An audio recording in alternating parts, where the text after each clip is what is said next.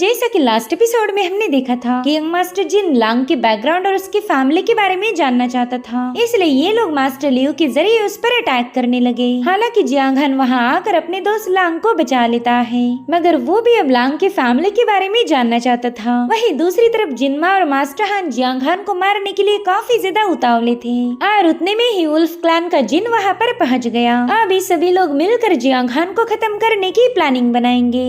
अब आगे तो इस एपिसोड की शुरुआत में हमें शैडो वैली का सीन दिखाया गया, जहाँ पर यान और मास्टर हान जियांग हान के आने का इंतजार कर रहे थे। यान कहने लगी कि पिछले 1 घंटे से हम उस जियांग हान का वेट कर रहे, लेकिन वो तो अभी तक यहाँ नहीं आया। कहीं ऐसा तो नहीं कि जियांग हान किसी और रास्ते से ड्रैगन फॉल सिटी पहुँच गया? अगर ऐसा हुआ तो हमारा एक कीमती वक्त जाया हो जाएगा। जिस पर मास्टर हान बता रहा था कि ड्रैगन फॉल सिटी जाने के लिए शैडो वैली से ही रास्ता है, इसके अलावा और कोई रास्ता मौजूद ही नहीं। जियांग हान और उसके चमचों के पास इस रास्ते से गुजरने के अलावा और कोई ऑप्शन ही नहीं। देखो, मेरा अंदाजा पूरी तरह से सच निकला। जियांग हान और उसके चमचे यहाँ पर आ चुके हैं। दरअसल जियांग हान और उसके साथियों को dragon fall city supply provide करने का काम दिया था। जियान बता रही थी कि यहाँ से आधा घंटा ट्रैवल करने के बाद हम मून लेक टाउन में पहुँच जाएंगे। मैंने सुना था कि वहाँ की ऑस्मेंथस वाइन काफी ज्यादा स्पेशल है। मैं तो उस वाइन को चखने के लिए बेकरार हूँ। अपने हिस्से का तो एक बूंद भी मैं तुम लोगों को नहीं देने वाली। तभी लांग कह रहा था, बॉस इस बार आप हम सभी को वाइन पिलाओगी और उसका बिल भी आपको ही पे करना पड़ेगा, क्योंकि पिछली बार आपने बोला था कि बिल मैं पे करूंगी, लेकिन पेमेंट करने का वक्त आते ही आप वहाँ से 9-2-11 हो गई। आपकी वजह से मुझे वो सारा पैसा भरना पड़ा, वरना वो लोग हमसे बर्तन घिसवाने वाले थे।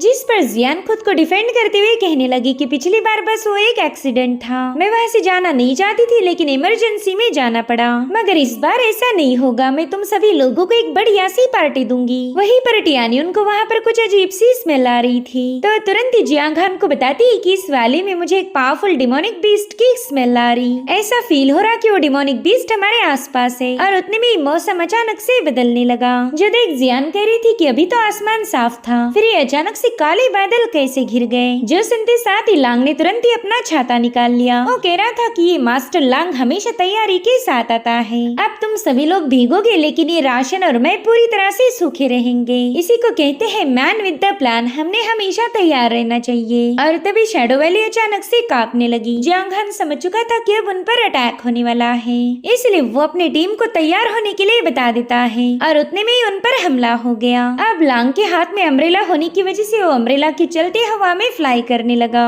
वो चिल्लाते हुए अपनी टीम से कह रहा था कि प्लीज कोई मुझे बचा लो, ये छाता मुझे नीचे नहीं उतार रहा। और तभी जियांग हान देखता है कि एक बहुत बड़ा सांप सीधे लांग के पीछे लग चुका है। वो सांप उसे निगलने के काफी ज्यादा करीब था। जो देखते साथ ही लांग की तो हवा टाइट हो गई। तो अपने दोस्त को बचाने के लिए शिबिंग ने फ्रोजन वेस्टलैंड टेक्निक का यूज किया। उसके ऐसा करते साथ ही उस सांप की बॉडी पर आइस की एक बहुत मोटी लेयर बन चुकी थी, मगर उस सांप का मुंह अभी भी फ्रीज नहीं हुआ था। जो देखते साथ ही मिंग तुरंत ही उस सांप पर सवार होकर सीधे लांग के पास पहुंच गया। उसने समय रहते लांग को पीछे खींचते हुए उस सांप के मुंह में जाने से बचा लिया था।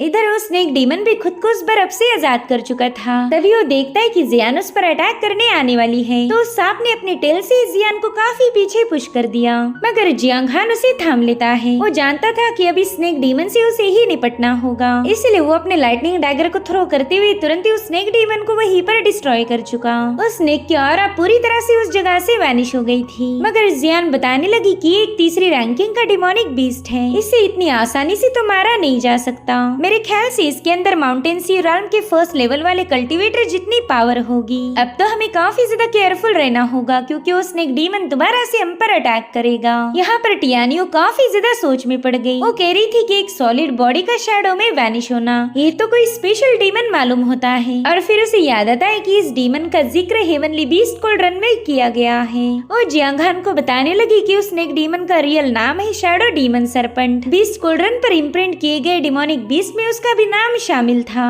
अब प्लीज तुम्हें इसका ब्लड एसेंस मेरे लिए हासिल करना होगा। और तभी ये लोग देखते हैं कि इन पर किसी ने पावरफुल वेपन से अटैक कर दिया, मगर लांग ने समय रहते अपने टैलिस्मान का यूज करते हुए इनके आसपास एक गोल्डन शील्ड फॉर्म कर ली। उसके ऐसा करते साथ ही कई सारे अटैक जाकर उस शील्ड पर टकराने लगे, लेकिन उन वेपन्स की बारिश तो रुकने का नाम नहीं ले रही थी, जिसके चलते उस शील्ड पर कई सारे क्रैक्स पड़ने लगे और थोड़ी देर में लांग की शील्ड पूरी तरह से स्कैटर हो गई। तो ये लोग बड़ी तेजी के साथ उन पर होने वाले अटैक को काउंटर करने लगे। जियांग हान और जियान तो अपने वेपन्स का यूज कर रहे थे, वहीं पर लांग यहाँ से वह जंप लगाते हुए खुद को बचाने लगा।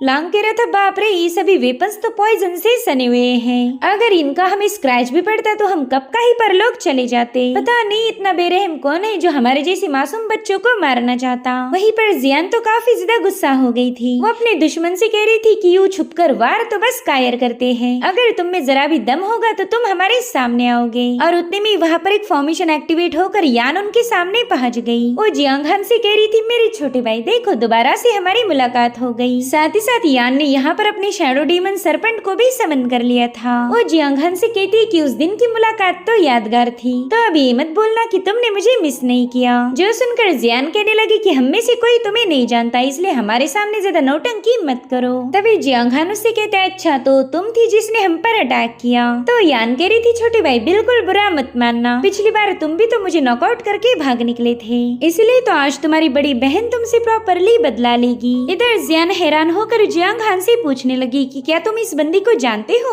जिस पर जियांग हान जवाब देते हुए बताने लगा कि हाँ, इसी ने तो डार्क सिटी में हम पर अटैक किया था। और अब जियांग हान यान से कहता है कि बताओ तुम्हारा मास्टर कहाँ पर है, जाओ जाकर उसे यहाँ बुला लाओ, क्योंकि तुम तो मेरा मुकाबला कर ही नहीं सकती। तो यान कहने लगी, छोटे भाई जरा तमीज से बात करो, तुम जानते नहीं हो अगर मुझे गुस्सा आया तो तुम्हारी हालत खराब हो जाएगी। सच बताओ तो तुम्हारे अंदर इतनी भी पावर नहीं कि तुम मेरे शैडो डीमन सरपेंट को हाथ लगा पाओ। वहीं पर जियान कह रही थी, ओए बुढ़िया, तेरी बकवास सुन सुनकर हमारे कान पक गए, अपनी बकवास बंद कर वरना हमारे कानों में से खून निकल आएगा। जो सुनकर यान गुस्से में पूछ रही थी कि बता तूने बुढ़िया किसे बोला? जिस पर जिन कह रही थी कि तेरे अलावा तो बुढ़ा यहाँ पर कोई है भी नहीं, तो बता मैं तुझे बुढ़ी नहीं बोलूंगी तो किसे बोलूंगी? तो अब यान भी उसे चिढ़ाने के लिए तैयार हो गई। वो कह रही थी कि तू तो आगे से पूरी तरह से सपाट है, भला तुझे खूबसूरती का मतलब क्या ही पता होगा। ये सुनकर तो जिन काफी ज्यादा गुस्सा हो गई। वो तुरंत ही अपना हैमर लेकर उसकी खोपड़ी तोड़ने के लिए आगे आ चुकी थी। जो देख यान कह रही थी कि अरे इतनी जल्दी गुस्सा भी आ गया, मेरे ख्याल से तुम्हारे फिगर के साथ साथ तुम्हारा दिमाग भी गायब हो चुका।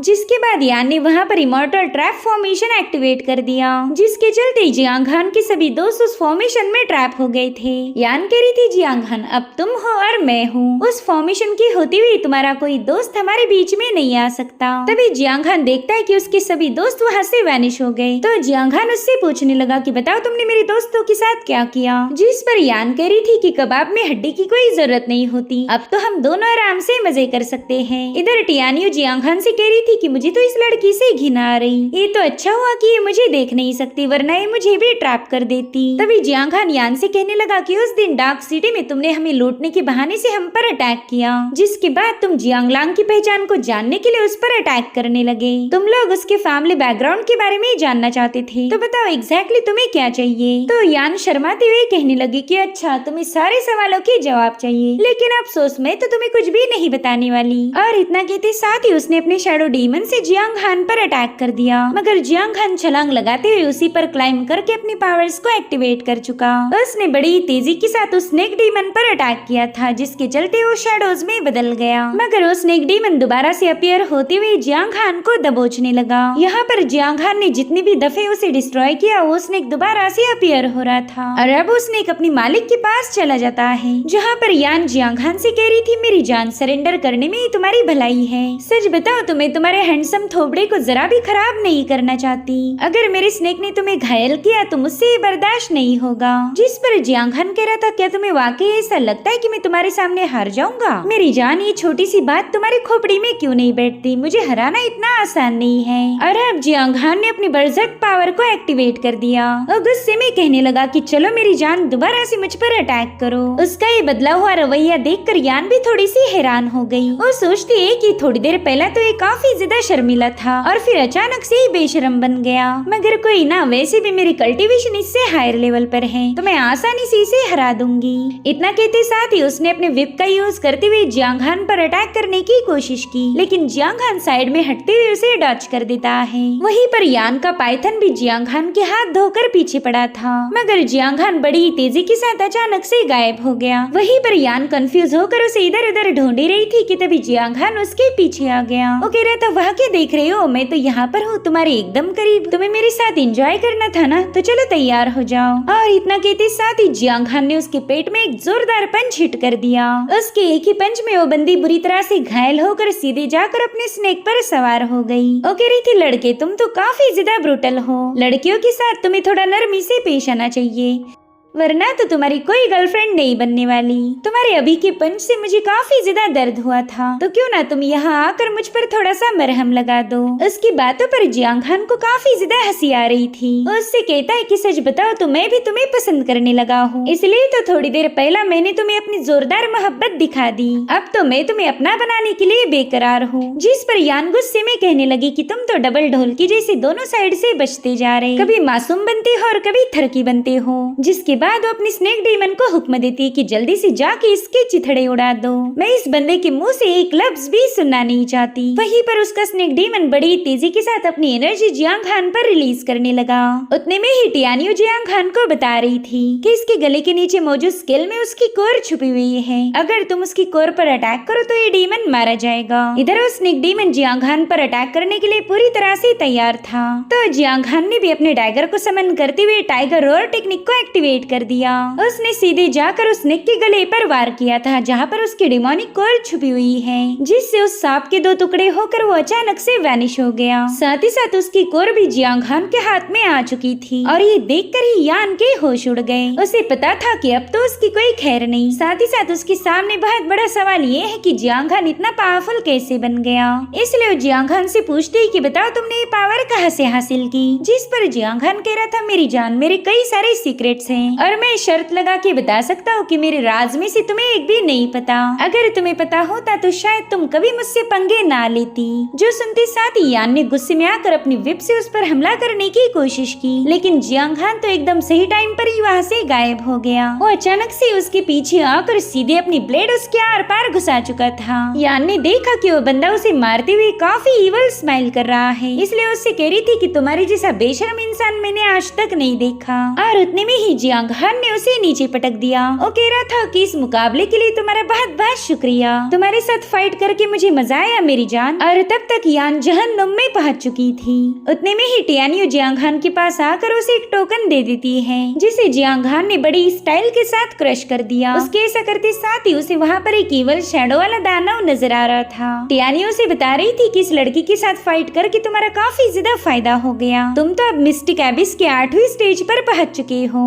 इतना ही नहीं, तुमने तो एक नई डिवाइन एबिलिटी भी हासिल की। अगर तुम चाहो तो उस शैडो मॉन्स्टर की पावर का यूज करके तुम अपने अपोनेंट को हरा पाओगे। और उतने में ही वहाँ मौजूद फॉर्मेशन अपने आप डिसअपियर हो गया। दरअसल यान ने जियांग हान को फॉर्मेशन में ट्रैप किया था, ना कि उसके दोस्तों को। और ये बात जियांग हान को तब पता चली जब उसके दोस्त उसके सामने आ गए। जियान तो जियांग हान को लेकर काफी ज्यादा परेशान थी। उससे पूछती कि तुम ठीक तो हो ना। जिस पर जियांग हान कह रहा था, मेरी फिक्र बिल्कुल मत करो, मैंने उस ईवल बंदी को मौत के घाट उतार दिया है। वहीं पर लांग बता रहा था कि जियांग हान, हमने तुम्हें बचाने की पूरी कोशिश की। बॉस जियून तो उस फॉर्मेशन पर लगातार अपने हैमर से अटैक कर रही थी, मगर वो फॉर्मेशन तो हमारे किसी भी अटैक से ब्रेक नहीं हुआ। ये तो अच्छा हुआ कि तुम जल्दी से बाहर आ गए, वरना जियून तो फ्रस्ट्रेट होकर इस पूरी शैडो वैली को ही डिस्ट्रॉय कर देती। मुझे तो ऐसा लगता है कि बॉस जियून तुम्हें पसंद करने लगी है। जो सुनकर जियून कह रही थी, लांग अगर तुमने एक लफ्ज और बोला तो मैं तुम्हारी जुबान खींच लूंगी। मैं भला जियांग हान को क्यों पसंद करने लगी, वो तो बस मेरा दोस्त है। वहीं पर शिबिंग कह रही थी कि ये बंदी भले ही ज्यादा पावरफुल नहीं थी, मगर इसके फॉर्मेशंस तो कमाल के थे।